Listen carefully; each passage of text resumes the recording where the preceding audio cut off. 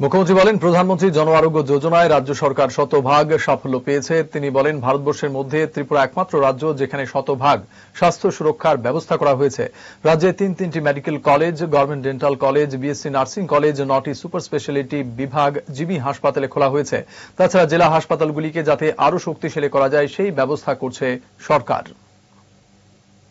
প্রধানমন্ত্রী জন আরোগ্য যোজনা আমরা 100% আমরা এখানে স্যাচুরেশন পয়েন্ট আমরা এনেছি, কিন্তু বাকিরাও যাতে এই সুরক্ষার, যেখানে স্বাস্থ্য সুরক্ষার বিষয় আছে, মুখ্যমন্ত্রী জন আরোগ্য যোজনা সেটা আমরা করেছি, সেটারও কাজ চলছে।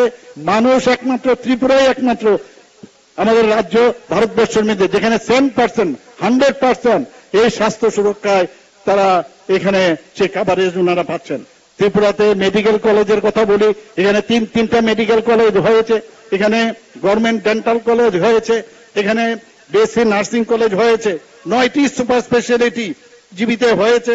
আমাদের ডিস্ট্রিক্ট হসপিটালগুলোকে যাতে আরো শক্তিশালী করা যায় তার ব্যবস্থা আমরা করছি। ট্রমা সেন্টার হচ্ছে। আমাদের এই যে ত্রিপুরাতে শান্তি সম্প্রতি আমরা বজায় রেখেছি, এখন সেই কারণে ইনভেস্টররা এখন ত্রিপুরাতে আসছে।